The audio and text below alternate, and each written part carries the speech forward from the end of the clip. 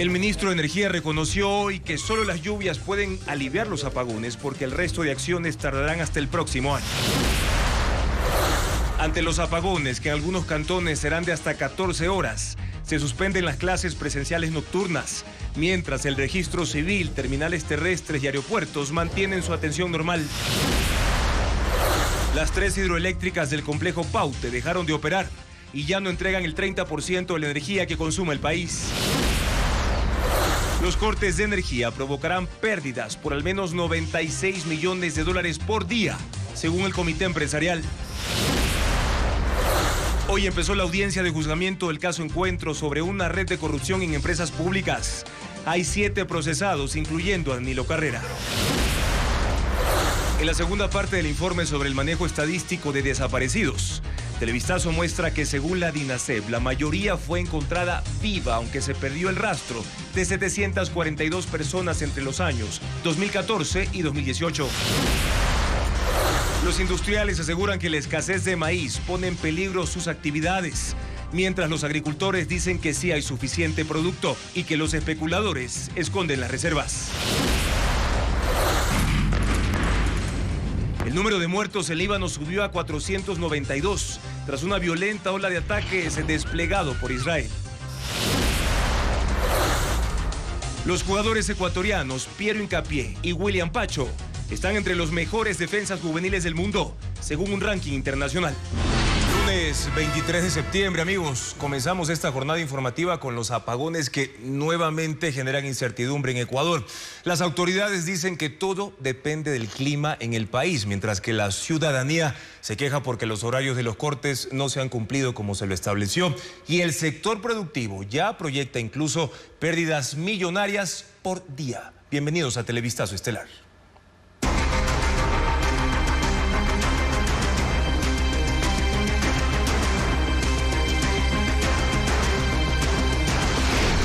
Apagones. Bienvenidos al pasado. El gobierno admite que solo le queda esperar las lluvias para que se solucione la provisión de electricidad en el país. La energía que producen las centrales térmicas no compensa la falta del suministro por la caída de la producción de las hidroeléctricas. Francisco Garcés amplía esta información. El anuncio hecho por el ministro de Energía, Antonio González, no es nada alentador. Admitió que el país está ante una dicotomía dramática. Depende de que llueva y llueva fuertemente para limitar los apagones o de esperar hasta el próximo año para que estén disponibles nuevos sistemas de generación eléctrica comprados y alquilados.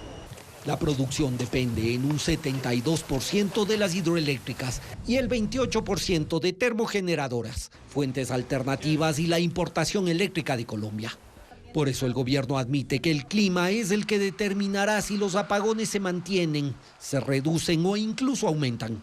Dependemos mucho de la hidrología. Entonces yo no le puedo adelantar algo que solamente Dios sabe. Yo lo que le puedo es cada semana ver las proyecciones que hay, conversar evidentemente con todo el gobierno, el INAMI, el Ministerio de Ambiente, para tener una idea de cuál es la hidrología y con el equipo e ir avanzando. A la dependencia de la generación hidroeléctrica se suma la imposibilidad de aumentar la energía térmica. El Ecuador tiene centrales termoeléctricas con una capacidad para generar 1.745 megavatios, pero solo 650 están en funcionamiento. El resto no se puede producir porque los equipos son obsoletos, están dañados o en reparación.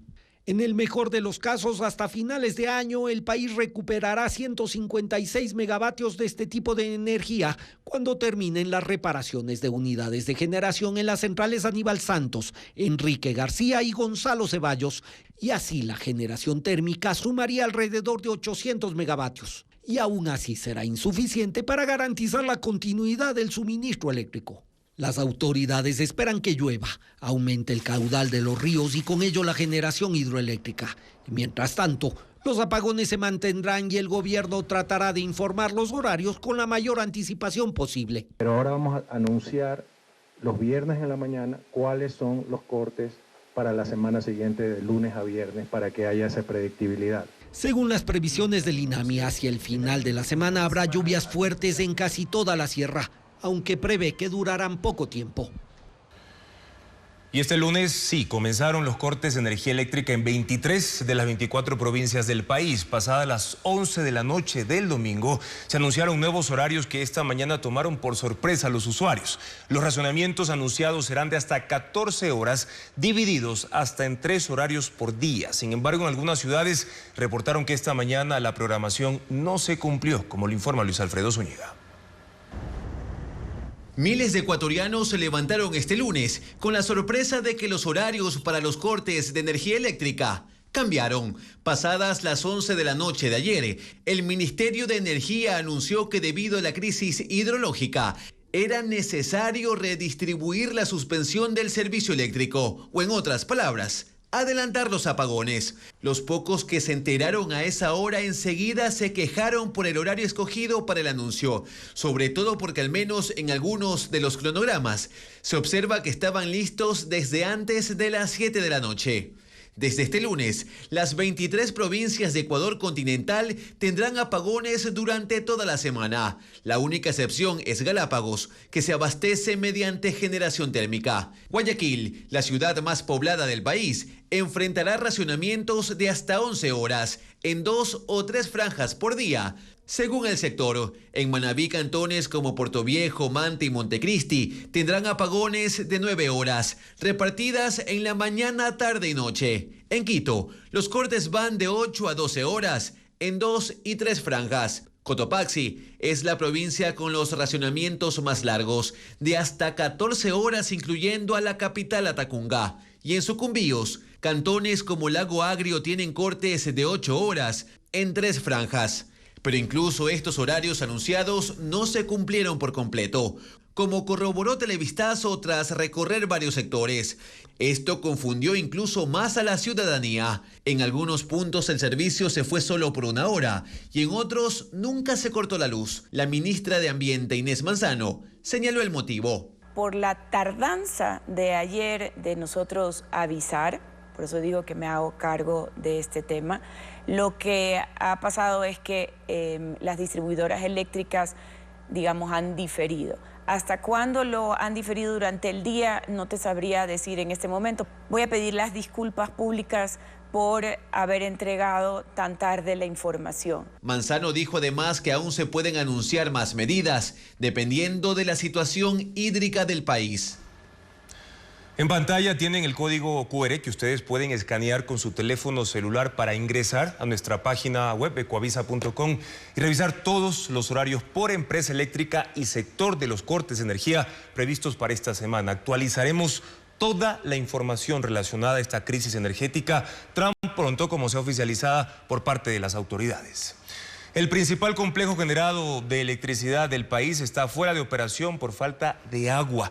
Las hidroeléctricas del Paute permanecen apagadas para intentar que sus embalses se puedan recuperar. Francisco Garcés detalla el panorama en esa zona. Las hidroeléctricas del Paute están apagadas y sin ellas se redujo en el 30% la disponibilidad de electricidad del país. La falta de agua llevó a esas plantas a su punto crítico y obligó a las autoridades a sacarlas de operación para buscar que sus embalses se recuperen. El sábado el embalse de Mazar llegó a su mínimo de operación en 1.116 metros sobre el nivel del mar. La decisión fue cerrar las compuertas, apagar la hidroeléctrica y tratar de que el embalse crezca. Este lunes se había recuperado 1 metro y se ubicó en 1.117 metros sobre el nivel del mar. Lo mismo sucedió 20 kilómetros aguas abajo en el embalse de Amalusa, que el sábado bajó a 1.981 metros sobre el nivel del mar, todavía 6 metros por encima de su nivel mínimo. La hidroeléctrica Paute Molino también fue apagada y con ello se logró que ese embalse este lunes alcance los 1.982 metros. Con las compuertas de las 2 hidroeléctricas cerradas, no llegó agua a Sopladora, que es la tercera central del Paute, que también fue apagada porque depende del agua del embalse de Amalusa. Las 3 hidroeléctricas son capaces de generar 1.700 megavatios de electricidad y conforman el complejo generador más grande del país. El SENACE analiza el comportamiento del río Paute, pero decidió que las 3 centrales se mantengan apagadas este lunes. Por eso el 70% de la hidroelectricidad del país de este lunes proviene de Coca-Codo Sinclair en el río Coca, además de Agollán y San Francisco en el Pastaza. Las lluvias de los últimos días mejoraron la condición del río Coca, cuyo caudal subió a 222 metros cúbicos por segundo, que es el mínimo que requiere Coca-Codo Sinclair para operar en óptimas condiciones. Así, esa planta llegará a generar 900 de los 1.500 megavatios que es capaz de producir. El caudal del río Pastaza, en cambio, sigue bajo. Es de 65 metros cúbicos por segundo, apenas por encima del 50% de lo que debería tener. Con ese nivel, las hidroeléctricas Agollán y San Francisco funcionan al 38% de su capacidad. Y debido a los cortes de energía eléctrica, el Ministerio de Educación anunció cambios en los horarios de clase, mientras los aeropuertos de Quito y Guayaquil van a operar con total normalidad, como informa Luis Alfredo Zúñiga.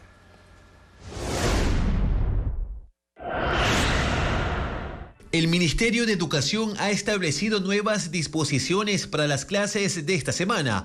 A propósito de los apagones, la jornada matutina es la única que se mantendrá con normalidad, mientras los estudiantes de la jornada vespertina deberán salir a las 5 de la tarde y la jornada nocturna se llevará a cabo en modalidad no presencial. Los racionamientos también coinciden con la semana de juramento a la bandera y para eso también se establecieron horarios. 10:30 de la mañana para la jornada matutina, 3 de la tarde para la vespertina y para la jornada nocturna se postergará hasta que las condiciones lo permitan. Tanto en el caso de particulares como públicas, las unidades educativas podrán adoptar estas medidas o definir sus propias disposiciones, siempre que garanticen la continuidad educativa. Las terminales terrestres de Carcelén y Quitumbe en Quito funcionarán con normalidad de las 24 horas del día, debido a que cuentan con una planta propia de energía. Algo similar ocurre en Guayaquil. La terminal terrestre operará de manera continua y la terminal en Pascuales estará abierta desde las 5 de la mañana a 9 de la noche. Desde los aeropuertos Mariscal Sucre de Quito y José Joaquín de Olmedo de Guayaquil señalaron que no se verá afectada su operación por los apagones y los pasajeros podrán acudir con normalidad toda la semana. Las 200 agencias del registro civil atenderán normalmente durante esta semana, en el horario de 8 de la mañana a 5 de la tarde. Además, la agencia virtual estará disponible para pagos en línea. Hasta el cierre de este informe, la Cenecit no informó sobre cambios en los horarios en las instituciones de educación superior. Sin embargo, algunas universidades han optado por pasar a modo virtual las clases nocturnas. Este lunes se instaló la audiencia de juicio por delincuencia organizada en el caso Encuentro. En el primer día, la Fiscalía señaló a Danilo Carrera como presunto líder de una red de corrupción en las empresas públicas durante el gobierno de Guillermo Lasso. Paul Romero con los detalles de la diligencia. Este lunes empezó la audiencia de juzgamiento en contra de Danilo Carrera, cuñado del expresidente Guillermo Lasso, y Antonio Icaza, exgerente de la Corporación Nacional de Electricidad, 2 de los 7 procesados por delincuencia organizada en el caso Encuentro. La Fiscalía, en su alegato de apertura, señaló que tiene pruebas que incriminan a Carrera como líder de una red de corrupción que operó entre 2021 y 2023 junto a Rubén Cherres, cuya acción penal se extinguió porque fue asesinado en abril del año pasado. La red de corrupción, según la Fiscalía, funcionó con la designación de Hernán Luque Lecaro como presidente de la empresa coordinadora de empresas públicas, detenido en Argentina y en proceso de extradición. Danilo Carrera participó en la audiencia de forma telemática y su defensa cuestionó el alegato de la Fiscalía. La delincuencia organizada supone una estructura de poder, organización, reparto de trabajo, de roles, y que a don Danilo lo pongan como líder de una organización, sinceramente no tiene sentido. Otra designación importante en esta red fue la de Icaza en la gerencia de CENEL, quien direccionó contratos en el sector eléctrico según la Fiscalía. Justamente esa acusación es falsa. En lo absoluto, CENEL tiene su propia estructura y los contratos que hace referencia responden a otras personas que ni siquiera fueron llamadas a este proceso. Los líderes de esta red de corrupción también actuaron en otras empresas públicas, como Ban Ecuador y el Servicio Nacional de Aduanas. La Fiscalía no especificó el monto de perjuicio para el Estado. La audiencia, según los abogados, puede durar 3 o 4 días. El juicio está suspendido en contra de los otros 5 procesados porque están prófugos: Luque, Leonardo Cortázar, Gabriel Mazú y 2 empresarias. Y Gustavo Mazú, uno de los condenados en el caso Odebrecht, presentó una propuesta para pagar la reparación económica al Estado. Es el primero en intentarlo. Jorge Glass y los demás sentenciados han incumplido, informa Jacqueline Rodas. 7 años después de la sentencia del caso Odebrecht, Gustavo Mazú, uno de los 8 condenados, quiere pagar la reparación al Estado. En 2017, él aceptó su participación en la trama de sobornos que la empresa brasilera implantó en Ecuador para acceder a contratos millonarios de 5 megaobras durante el gobierno de Rafael Correa. Mazú ya cumplió su pena de 14 meses de cárcel como cooperador eficaz de la Fiscalía y ahora quiere recuperar sus bienes que están congelados. Este lunes propuso a la Corte Nacional un plan para cancelar la parte que le corresponde de los $33.4 millones impuestos a Jorge Glass, su tío Ricardo Rivera, un exgerente de transporte de Petroecuador, un funcionario de Senagua, un empresario y los intermediarios. Gustavo Mazú debe pagar $860,000. En la audiencia propuso hacerlo en 4 partes, hasta septiembre de 2026. La Procuraduría aceptó, pero el tribunal dio 10 días a Mazú para que presente una hipoteca como garantía. Tras la ejecución de la sentencia, ningún condenado cumplió con el mandato de pago. Desde 2022, la Procuraduría emprende acciones de embargo. En el caso de Jorge Glass, un departamento en Quito y otro en Tonsupa están en manos del Estado, pero su valor está muy lejos de cubrir los $7 millones que él debe pagar. El ataque de hoy de Israel contra Líbano deja 492 muertos y 1.600 heridos en bombardeos contra objetivos militares de la guerrilla de Hezbollah. El primer ministro israelí Benjamín Netanyahu advierte que su guerra contra los terroristas no ha terminado y se teme una extensión del conflicto a otros países de Medio Oriente. Informa Pedro Jiménez. A las 5 de la mañana de este lunes comenzó una extensa operación de las Fuerzas de Defensa de Israel en territorio libanés. Sectores principalmente en el sur, pero también en el este y en el norte fueron alcanzados por las bombas. Los blancos fueron 300 objetivos militares, entre estos cuarteles, residencias de milicianos de Hezbollah, lanzaderas de proyectiles y depósitos de armas con decenas de miles de cohetes y munición de precisión. Un arsenal que, según Israel, ha sido acumulado por la guerrilla libanesa durante 20 años. Esta imagen muestra el instante en el que el periodista libanés Fadi Boudia resultó herido durante un bombardeo mientras era entrevistado en un programa político.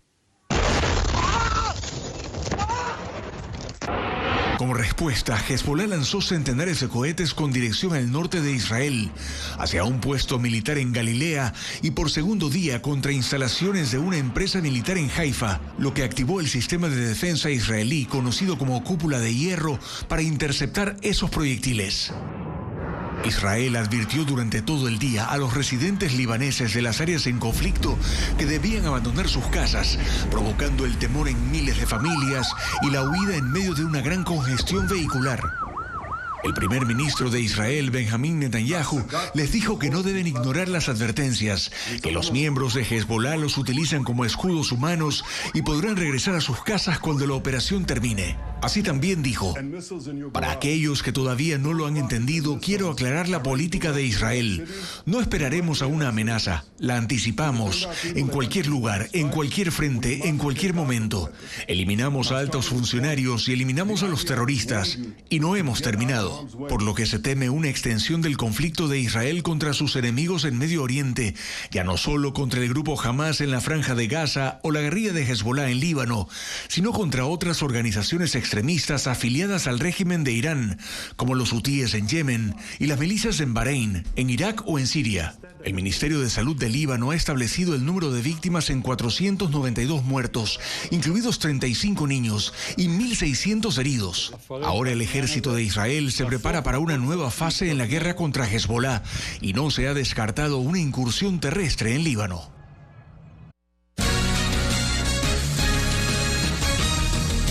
Entre los años 2014 y 2018 hubo un incremento inexplicado en el número de personas desaparecidas en Ecuador.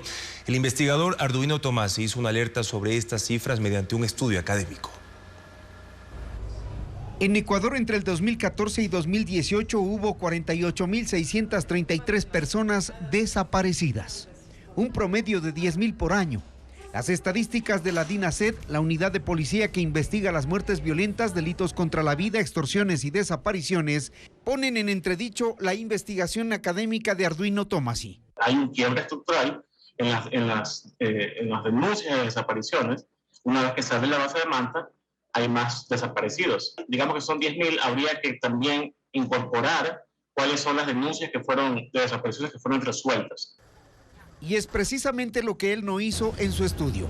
Le faltó mencionar las cifras de los desaparecidos localizados, aunque no se sabe si están vivos o muertos. Televistazo fue a consultar esas cifras.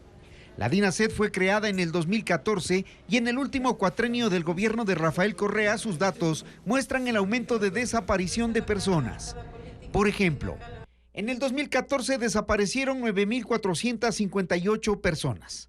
La tendencia baja en el 2015, pero son 7.807 desaparecidos, y lo que pasa en los años subsiguientes es que los registros se disparan por sobre los 10.000 casos, como se aprecia en el gráfico estadístico desde el 2016 hasta el 2018. En contraste de estas alarmantes cifras, DINASED en esos mismos años registra personas localizadas.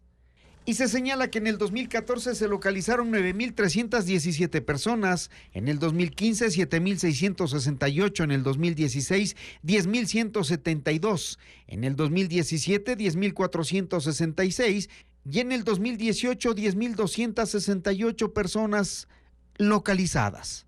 Localizadas no significa que todos fueron hallados con vida. Tenemos casi en todos los años un 98%, 99%, 98%.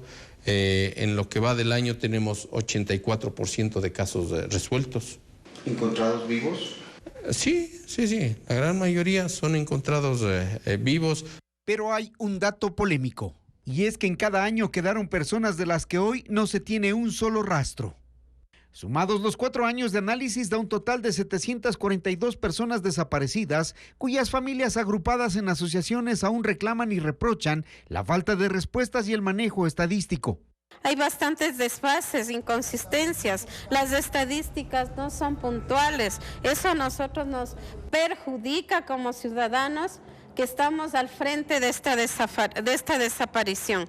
En los primeros años del gobierno de Lenín Moreno, 2018 y 2019, las cifras de desaparición de personas se mantuvieron sobre los 10.000. Y la tendencia de encontrados es similar, con el repetitivo patrón de no saber cuántos vivos y cuántos muertos se cuentan como localizados. Es así que las anomalías estadísticas entonces no están únicamente en las más de 7.300 personas muertas violentamente y enumeradas como muertes de intención no determinada. ¿Qué ha pasado en todos estos años con el manejo de las estadísticas? Es lo que el presidente mandó a investigar. Y mañana Televistazo dará a conocer las respuestas que da el Instituto de Estadística y Censos, el INEC, a los cuestionamientos sobre sus estadísticas. ¿Cuáles son las alertas climáticas para este martes? En la costa, mucha atención, se prevé una temperatura máxima de 33 grados centígrados y también una mínima de 23 grados centígrados. Además, se pronostica una radiación ultravioleta entre 5 y 8, mientras que en la sierra habrá una temperatura máxima de 23 grados centígrados con una mínima de 16 grados. Ahí lo estamos viendo precisamente en pantalla. ¿Qué pasa con la radiación ultravioleta? Reitero, en la región sierra. Aquí, por favor, muy atentos porque será considerada extremadamente alta, es decir, entre el nivel 7 y 12. Eviten, por favor, la exposición prolongada al sol entre las 10 de la mañana y también las 3 de la tarde. Vamos a una nueva pausa. Un nuevo incendio forestal pone en alerta a la provincia de Loja. Esta vez las llamas avanzan sobre los pajonales del Cerro Yazanga en Vilcabamba. 15 bomberos de Loja y comuneros también luchan por controlar el fuego. Aún no se conoce el alcance total de las hectáreas afectadas en ese territorio. Los efectos de la sequía impactan en la Amazonía de Brasil, donde cada semana delfines de agua dulce aparecen muertos en la poca agua que hay en sus lagos. Diego Cuenca describe la crisis climática que también afecta a comunidades que viven en los alrededores de ese afluente. El lago de Tefé, en el norte de Brasil, luce casi sin agua. Es uno de los afluentes de la cuenca del Amazonas y tiene 100 metros de ancho, pero ahora afectado por la sequía, va perdiendo sus delfines poco a poco. En la arena es común encontrar crías como esta. Ya no tienen agua para vivir. Miembros del Instituto Mamiraguá, que investigan la biodiversidad, están sorprendidos por el impacto del cambio climático y cómo consume el hábitat de animales en peligro de extinción. Hemos encontrado varios animales muertos. La semana pasada encontramos uno por día en promedio. Todavía no asociamos las muertes con los cambios en la temperatura del agua, sino con la invasión de las poblaciones humanas, principalmente pescadores. Actualmente la profundidad del lago es de apenas 2 metros y este jueves en un monitoreo comprobaron que las temperaturas del agua pasaron de 27 a 38 grados. Es una variación de 10 grados centígrados en 12 horas, una variación muy brusca que el cuerpo humano no puede tolerar. Esto ya es una señal de alerta, especialmente si se repite durante varios días seguidos. En la sequía del año pasado, murieron 200 delfines de agua dulce.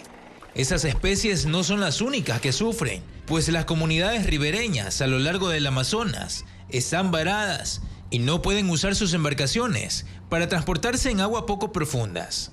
Eso también afecta a sus casas flotantes. Por primera vez están sobre tierra firme.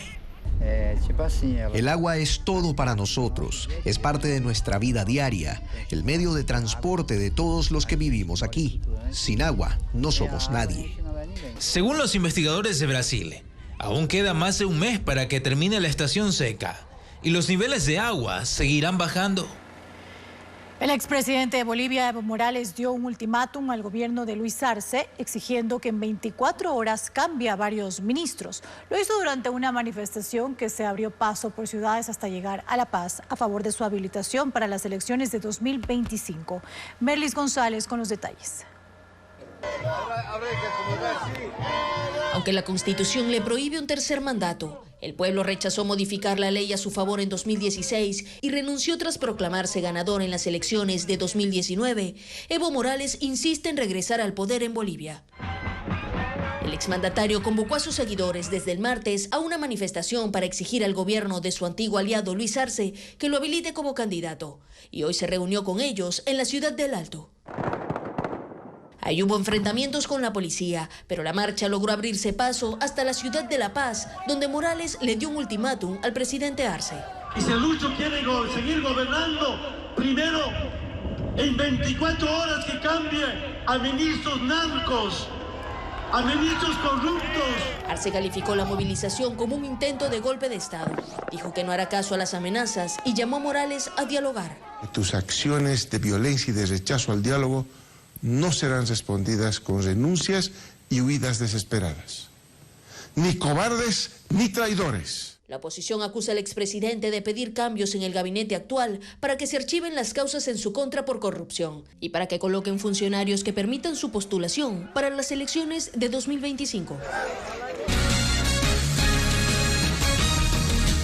El Comité Empresarial Ecuatoriano junto a los productores de pollo, huevo y cerdo alertaron de la escasez de maíz y por eso insisten en importar ese producto para sostener la producción de esa proteína. Sin embargo, los productores maiceros aseguran que hay suficiente stock para el consumo nacional. Diego Cuenca visitó la capital maicera y describe la situación. La situación actual del maíz cambia mucho dependiendo de a qué actor de la cadena uno le haga la pregunta. Los agricultores, por ejemplo, sostienen que hay suficiente para abastecer el consumo nacional por el resto del año, pues de los 200.000 productores repartidos en 8 provincias, una parte importante aún tiene cosecha hasta finales de este año, como lo explica el presidente del gremio. Tanto de lo que está en stock, como está, digamos, de cosechar, de recoger en todo el país, y unas 400.000 toneladas. Y esto le digo en los ríos, en sucumbíos, en Esmeraldas, en Quilindé y la península. ¿Y eso para cuántos meses alcanza? Eso alcanza tranquilamente para llegar hasta la segunda semana de abril. En este ciclo de verano, la provincia que tiene mayor producción es Los Ríos, que en sus 140.000 hectáreas podrá sacar 210.000 toneladas de maíz.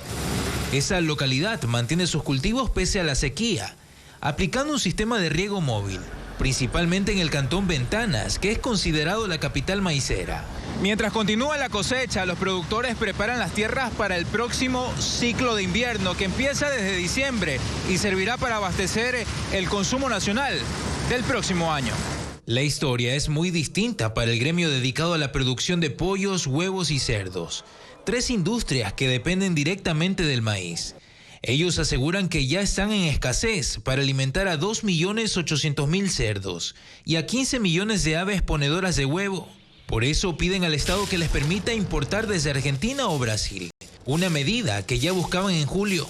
Es un tema político, o sea, es un año electoral, hay mucho temor de tomar decisiones. Nosotros estimamos que con 300.000 toneladas podemos manejarnos hasta la próxima cosecha. Ellos cuestionan los cálculos del Ministerio de Agricultura, que señalan que desde septiembre a diciembre habrá 432.680 toneladas de maíz disponibles. En todo caso, al menos en Ventanas, los centros de acopio aún tienen maíz almacenado. Así lo verificó Televistazo en 5 establecimientos de ese cantón y otros en la vía hacia Quevedo. Y hay especulación, pero eso no es culpa del sector productivo. La especulación lo hace prácticamente parte de la industria. En el tiempo que tienen que comprar no lo hacen. Si yo tengo mi negocio, tengo que comprar y abastecerme con tiempo de mi materia prima para poder producir, digamos, mi balanceado. Y más bien concluye que si las autoridades abren las puertas a la importación de maíz, esto solo tendrá otro efecto adverso: quebrar a los agricultores. Jinetes de 7 provincias demostraron su destreza y coraje en una competencia de monta de toros y potros en el cantón Espejo, en Carchi. Además, una exhibición de caballos adiestrados sorprendió a más de 3.000 espectadores. Paola Andrade con las imágenes. Sin montura y con una sola mano, los vaqueros desafiaron la furia de toros y potros en un duelo en el que cada segundo era un pulso de destreza y coraje. El punto de concentración fue el cantón Espejo, donde llegaron jinetes no solo de Carchi, sino también de Imbabura, Cotopaxi, Chimborazo, Pichincha, Azuay y Morona, Santiago. Los sacudones de los toros salvajes del páramo y los potros pusieron a prueba la fuerza de 15 cabalgadores, quienes debían resistir al menos 8 segundos sin caer. Una vez en el suelo, 3 ganaderos lanzaban con precisión el lazo para devolver el animal al corral. Mientras más salte el animal, sube la calificación del animal, y si aguanta el jinete más saltos, tiene una calificación más alta. Es un deporte lleno de adrenalina, tiene peligro, pero vale totalmente la pena. En este evento, que reunió a 3.000 personas, los caballos adiestrados también fueron protagonistas. Españoles, lusitanos, árabes y criollos destacaron por su elegancia y destreza. El movimiento y el ritmo de sus patas definían el tipo de paso. Con sincronía y suavidad, los caballos desplegaban su marcha, siempre atentos a las órdenes de su jinete, quien los guiaba con la rienda y una fusta o vara flexible. En el caso de mi caballo, él sabe paso criollo, sabe piafé, sabe paso español, sabe pasaje o pasaje, como conocen la mayoría, ¿no? Se acuesta, se sienta, lo cargo a los hombros, todo eso, saluda. Esta parte no fue una competencia, sino una exhibición en la que participaron 10 adiestradores, algunos con hasta 20 años de experiencia. Espejo es un cantón ganadero que busca con estos eventos mantener vivas sus tradiciones y reforzar la conexión con el campo. 5 artistas mujeres cierran la agenda de conciertos del Festival Ecuador Jazz, que se desarrolla en el Centro Histórico de Quito. Cantantes de Estados Unidos, Puerto Rico, Francia, España y Ecuador se presentarán durante esta semana, aportando así a la cultura musical del país. Estefanía Arias con los detalles de sus presentaciones.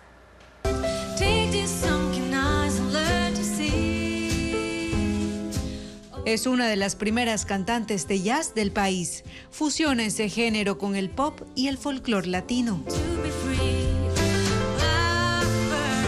La quiteña Cecilia Dávila será una de las 5 voces femeninas que sonarán en esta última semana del Festival Internacional de Jazz, que se desarrolla en el Teatro Nacional Sucre, en la capital. El concierto será este martes 24 a las 18 horas. Ese mismo día estará sobre el escenario la cantante española Silvia Pérez Cruz. Con su versatilidad artística presentará su 8º álbum, Toda la vida, un día. Y el aporte femenino a este evento continúa con las presentaciones de otras artistas internacionales. El miércoles 25 estará la norteamericana Yasmeya Horn en el Teatro Variedades Ernesto Albán a las 18 horas. Nominada a los premios Grammy, deleitará al público con su voz.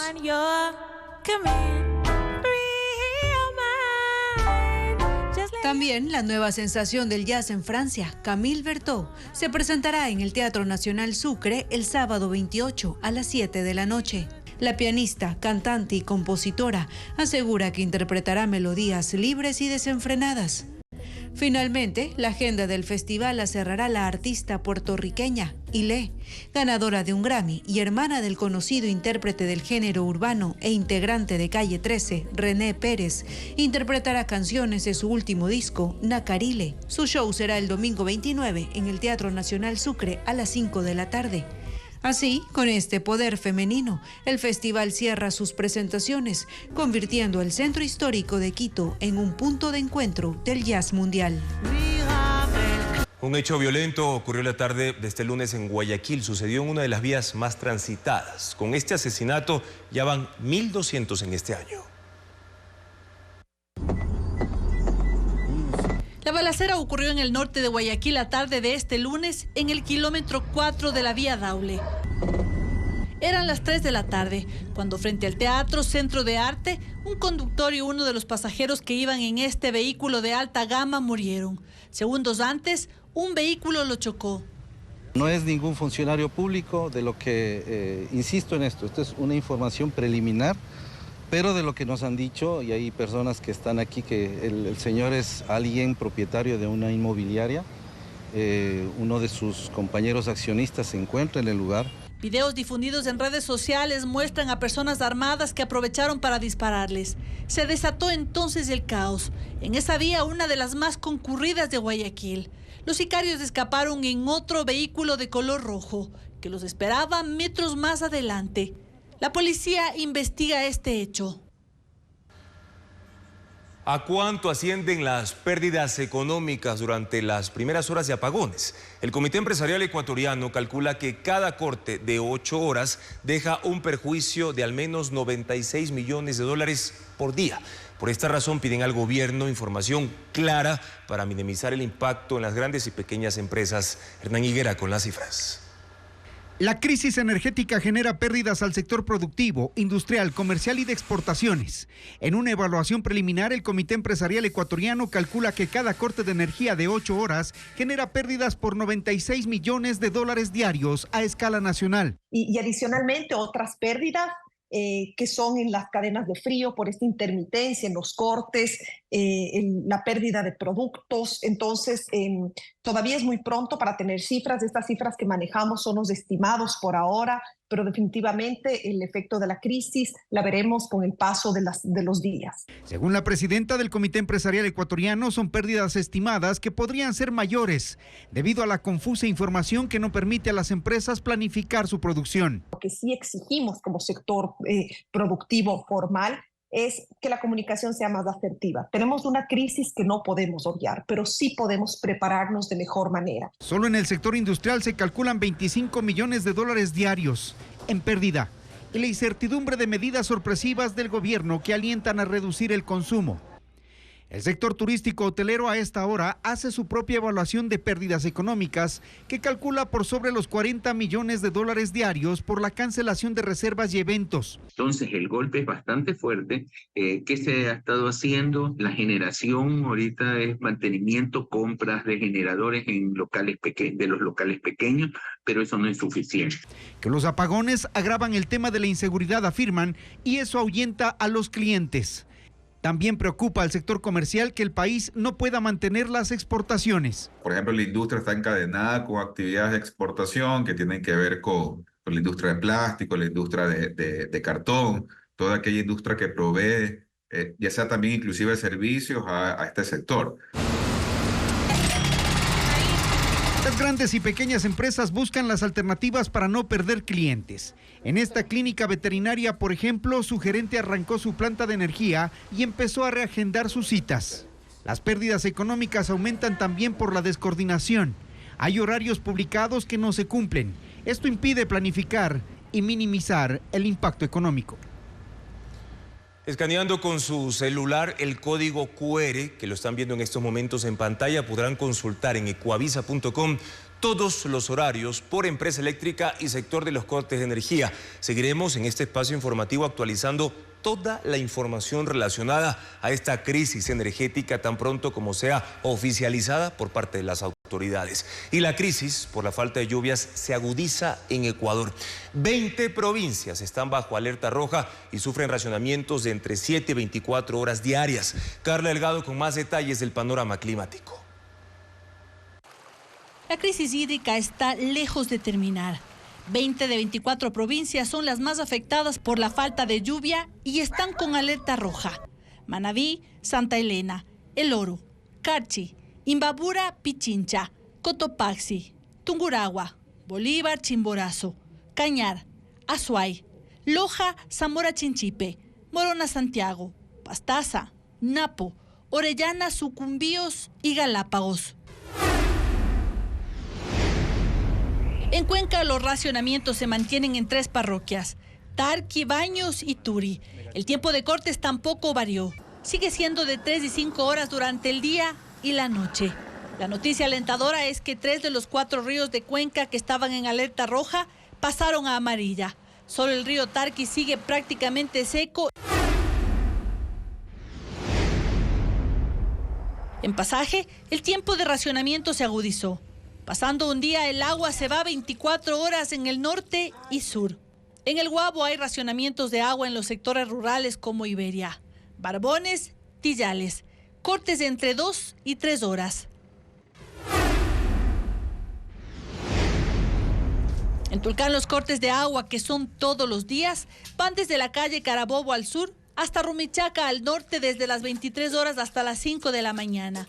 Aquí está afectado el 65% de la población, unos 52,000 habitantes. En Mira los cortes de agua durante las noches son de 7 horas. Se ven afectados unos 4,000 habitantes. En Ambato las parroquias afectadas por los cortes de agua siguen siendo 2, Martínez y Atahualpa. Les quitan este servicio 7 horas. En Arosemena Tola se raciona el agua todos los días por 19 horas. Son 3,000 habitantes.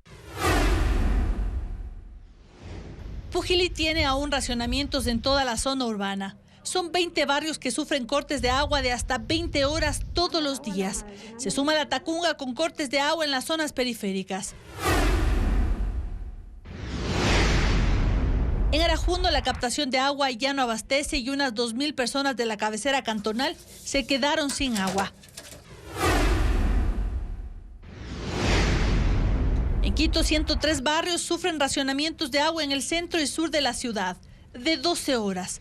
Eso porque ambas zonas están abastecidas por la planta de tratamiento de agua potable de Puengasí. El tanque de distribución que debía estar en 4.40 metros, por la sequía está en 3.80 metros. Y de afirmar que no habría más apagones con la aprobación de una ley a inicios de año, a cortes de energía de hasta 14 horas diarias ha pasado el gobierno en apenas 10 meses de gestión. Aunque el régimen sostiene que ha gestionado la mayor incorporación de generación eléctrica de los últimos años, es evidente lo insuficiente de la respuesta del Estado ante esta crisis.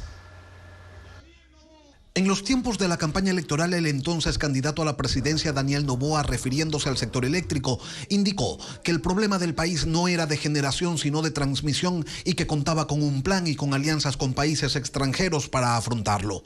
Una vez en el poder, su segundo proyecto de ley económica urgente fue la Ley de Competitividad Energética, que fue aprobada con 131 votos en la Asamblea y a la que el gobierno prefirió llamar no más apagones. Así se iba delineando el discurso oficial y poco importó que se advirtiera que el límite de generación para las empresas privadas era inconveniente en un país con déficit de generación eléctrica. No pensaban en ese momento que pocos meses después tendrían que pedirle a esas empresas que encendieran sus generadores de capacidad limitada por ley todo el tiempo posible para sobrellevar los apagones prolongados. En abril, a días de la consulta popular propuesta por el gobierno, volvieron los racionamientos de energía.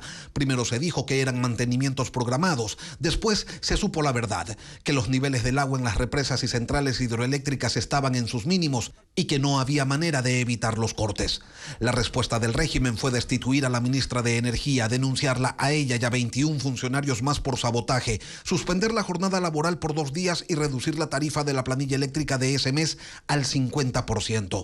5 meses después se repite la historia, una historia que se trató de minimizar. El 9 de septiembre, un ministro de gobierno enfático aseguraba que no habría apagones en el país. El 15, la presidencia de la República anunciaba que habría un apagón nacional para realizar trabajos de mantenimiento en el sistema de generación eléctrico. 24 horas después se advertía de cortes para dentro de una semana. Serían 4 días, de 10 de la noche a 6 de la mañana, porque el país vive el peor estiaje de su historia contemporánea, dijeron. Y antes de que llegue el día, 12 provincias se quedaron sin luz porque la realidad no se puede ocultar aunque se quiera. En la víspera del corte de 4 días, se ajustaron los horarios y resulta que ya no serían solo de noche, sino también de día y de tarde, ni tampoco 4 días, sino 7 y de hasta 14 horas sin luz. Esto mientras el presidente de la República se presenta en foros internacionales como una víctima de las circunstancias. Hoy estamos viviendo la peor sequía en 61 años. Es un caos. Es un caos y es mucho peor que lo esperado. Y desde acá, las autoridades contando que no habrá cortes de energía por más de 11 horas, que a nadie se le ocurra. La generación incorporada, sin embargo, no alcanza para afrontar la crisis, como tampoco son suficiente justificativo los boicots ni los complots a los que recurrentemente se refieren las autoridades. Lo cierto es que de lo que está ocurriendo solo se conocen sus consecuencias. No está claro dónde comienzan las decisiones técnicas ni cuándo termina el cálculo político. Los discursos oficiales son lo único que hace agua por estos lados, porque se trató de edulcorar una situación, porque hasta ahora nadie reconoce que se perdió tiempo y que el país no luce preparado para afrontar este problema. Al final, lo único cierto es que se espera a que llueva mucho y pronto, porque para las autoridades aproximarse a la verdad no es mucho más que un ejercicio doloroso. Las organizaciones políticas analizan la propuesta del presidente para que el Estado no entregue recursos para la campaña electoral y tampoco el fondo que reciben de forma anual. Patricio Díaz informa que parte de las organizaciones mostraron su desacuerdo con la reforma. La propuesta del presidente Noboa para que el Estado no financie a las organizaciones políticas y sus campañas no tiene eco en partidos y movimientos políticos. El Estado les entrega recursos mediante el Fondo de Promoción Electoral y el Fondo Partidario. El primero es distribuido con pautaje en medios de comunicación durante la campaña, mientras el segundo es un rubro anual que se entrega cumpliendo requisitos exigidos en el Código de la Democracia, como tener al menos 3 representantes en la Asamblea Nacional. Construye considera que si bien es necesaria una reforma al sistema de partidos políticos, lo importante está en el control que se debe hacer sobre el gasto de las organizaciones políticas, especialmente en campaña. Es de dónde vienen los recursos económicos. Si es que efectivamente vienen de fuentes legítimas o fuentes no tan legítimas, como el crimen organizado, por ejemplo.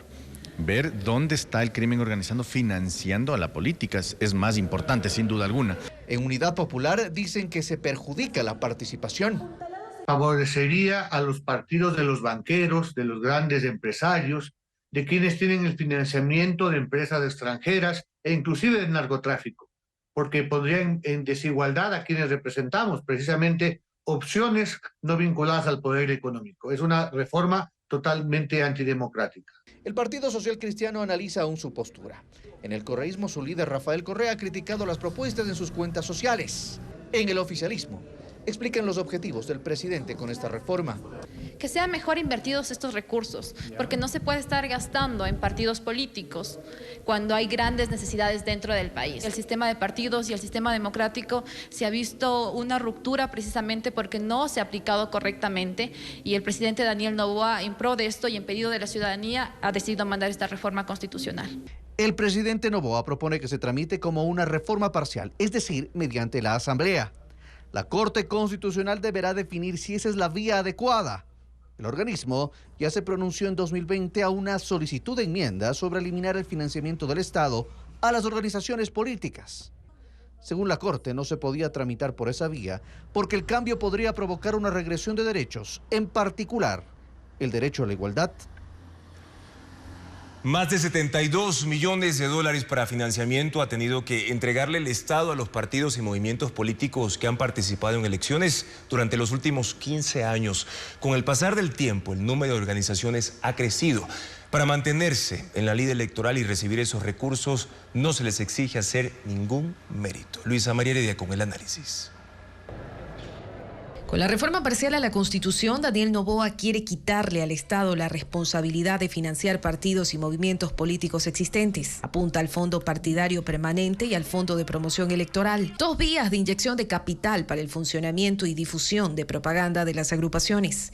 Desde los comicios generales de 2009 hasta los anticipados de 2023, es decir, en las últimas 5 elecciones presidenciales. Por medio del Fondo de Promoción Electoral se entregó 23 millones de dólares a los binomios participantes, que fueron 48 en total, y en 10 años, entre 2012 y 2022. Otros 49 millones de dólares del Fondo Partidario Permanente se asignaron a 10 partidos y movimientos nacionales: Sociedad Patriótica, Movimiento Revolución Ciudadana, el Partido Social Cristiano, Avanza, Izquierda Democrática, Partido Socialista Ecuatoriano, Pachacuti, Creo, Suma y Alianza País. Pero existen más partidos y movimientos ocasionales o más pequeños que también recibieron dinero del Estado en ese lapso. El Partido Rolocista Ecuatoriano, por ejemplo, que terminó desapareciendo. El Movimiento Popular Democrático, que se convirtió en Unidad Popular. Y el PRIAN de Álvaro Noboa, que aparecía en la palestra pública solo en campaña electoral. Más allá del financiamiento, el problema es la gran cantidad de partidos y movimientos que hay. Según el registro de organizaciones políticas que lleva el CNE, para las elecciones generales de 2025 son 78 las organizaciones habilitadas con derecho a recibir financiamiento estatal. 17 son de carácter nacional y 61 provinciales. Estas últimas no son controladas. En Ecuador, formar una agrupación política es apenas un trámite burocrático, cuyo mayor esfuerzo radica en la recolección de firmas. No hay metas que cumplir. No se evalúan constantemente los méritos que los partidos y movimientos hacen para seguir en la lid electoral. Al marco político del país le hace falta depuración y orden. Y ese es un gran problema que no resuelve la reforma parcial a la Constitución que propone el presidente.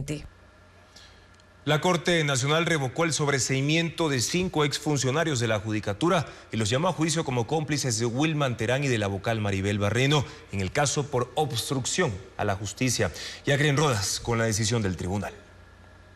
5 funcionarios de confianza del expresidente del Consejo de la Judicatura, Wilman Terán, y de la ex vocal Maribel Barreno irán a juicio con ellos por obstrucción de la justicia en el caso Independencia Judicial. Así lo decidió por unanimidad un tribunal de la Corte Nacional que aceptó la apelación presentada por la fiscal Diana Salazar, la Procuraduría y el ex juez Walter Macías. Los jueces revocaron el sobreseimiento que se dictó a su favor en junio pasado. Consideraron que hay elementos suficientes para ser juzgados como cómplices. Van a juicio. Milton Fabricio Herrera, según la Fiscalía, como asesor de Terán, presionó al personal de la Judicatura y dispuso la elaboración de informes ilegales para sancionar al juez nacional Walter Macías y así sacarlo de casos que eran de interés de su jefe. Herrera está preso. También es procesado en el caso Pantalla, que indaga irregularidades en el concurso de jueces de la Corte Nacional. Liberton Cueva, subdirector de control disciplinario, enfrenta cargos por alterar informes en contra del juez Macías. La secretaria del Pleno, que inicialmente informó que no hay votos para destituir al juez Macías, pero luego dio paso a la decisión con 2 de 5 votos. Y 2 asesoras de la ex vocal Barreno que participaron en acciones para sancionar al juez. Con los 5 imputados,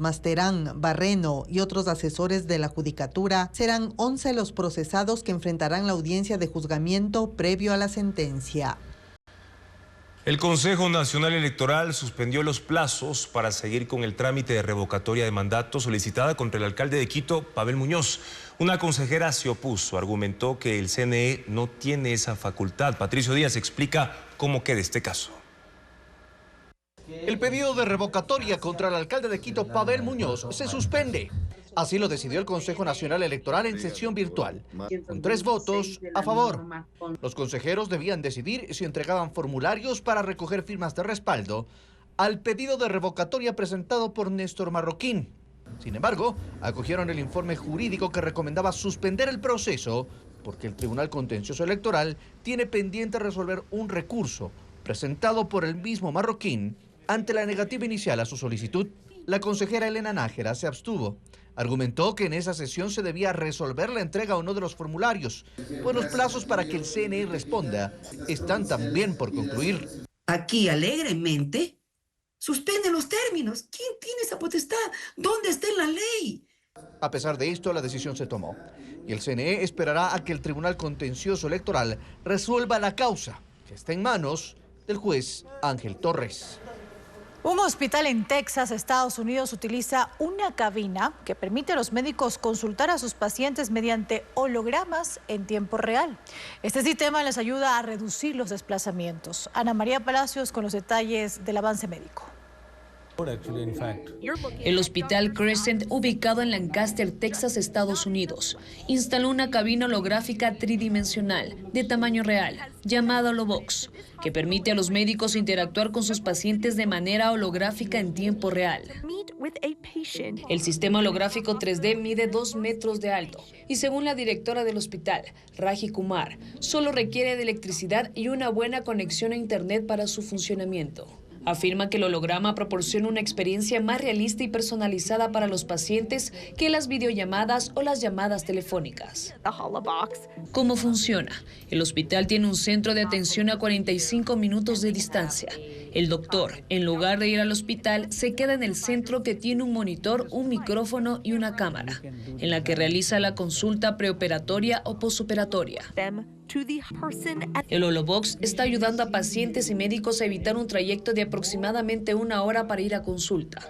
Kumar planea poner más estudios en consultorios médicos, hospitales rurales y hogares. PlayStation estrena nuevas consolas retro por su aniversario. Además, la Administración de Alimentos y Medicamentos de Estados Unidos aceptó un chip especial para recuperar la vista. Valeria Navarro con los detalles. PlayStation cumple 30 años y presenta una edición especial inspirada en la primera consola de 1994. Se venderán 12.300 unidades. El lanzamiento oficial será el 21 de noviembre y la preventa el 26 de septiembre. Son 2 modelos, PlayStation 5 Pro y PlayStation Edición Digital. Ambas llevan el logo original con los colores rojo, azul, verde y amarillo. La unidad de disco se venderá por separado. La edición retro incluye controles grises e inalámbricos y una mini pantalla para juego remoto. Elon Musk confirmó que la Administración de Alimentos y Medicamentos de Estados Unidos aceptó el chip BlindSight de Neuralink. Esta tecnología experimental devolverá la vista a las personas ciegas. El chip estará conectado al cerebro y enlazado a una interfaz de computadora. Lo podrán usar personas que han perdido hasta el nervio óptico. Neuralink abrió la convocatoria y las personas pueden registrarse en la lista para participar en los ensayos. Nueva tablet llega al mercado. Huawei MatePad Pro de 12.2 pulgadas mejora la pantalla OLED con tecnología antirreflejo y antibrillo para largas jornadas de uso. Incluye la aplicación Go Paint, que introduce pinceles realistas y funciones interactivas. En la superficie incorpora un efecto visual como seda para potenciar su color dorado neutro. Su peso es de 508 gramos y su grosor de 5.5 milímetros. Y este lunes empezó la fiesta de la Mama Negra en Cotopaxi, que por primera vez desde 1742 tiene a 5 personajes que asumen su papel. De hecho, un desfile de 10 horas al que asistieron 25.000 personas, como lo informa Patricio Viera. Por primera vez en 282 años, 5 personas encarnan a la Mama Negra, figura emblemática de la Tacunga que representa la fusión de las culturas indígenas, africanas y mestizas. Hoy la capital de Cotopaxi empezó su primera celebración, la de septiembre. Desde el barrio La Cocha, 5 hombres partieron vistiendo sus grandes follones multicolores, blusas, pañelones bordados y la característica careta de madera.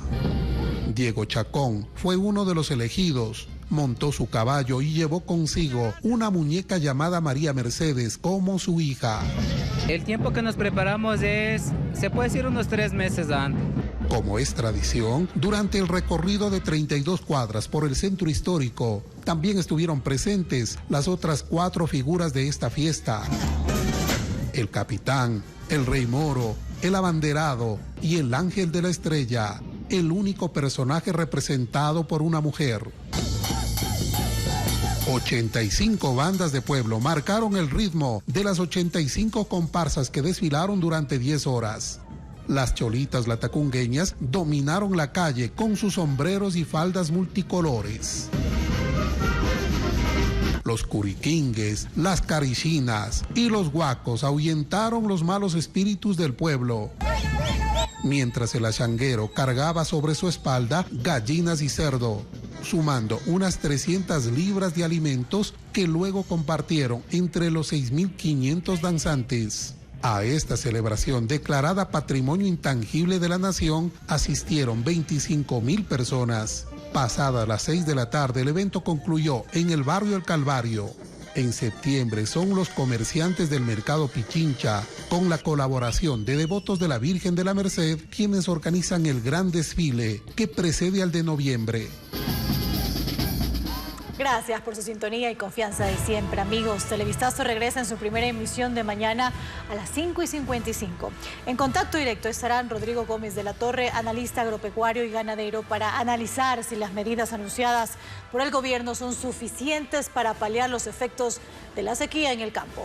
Además estará Javier Gutiérrez, sociólogo y experto en seguridad, para analizar la escalada de violencia y el nivel de crueldad que muestran las mafias. Sigan, amigos, las noticias a toda hora en ecuavisa.com, donde además encontrarán toda la información oficial relacionada con los apagones en todo el país. Buenas noches.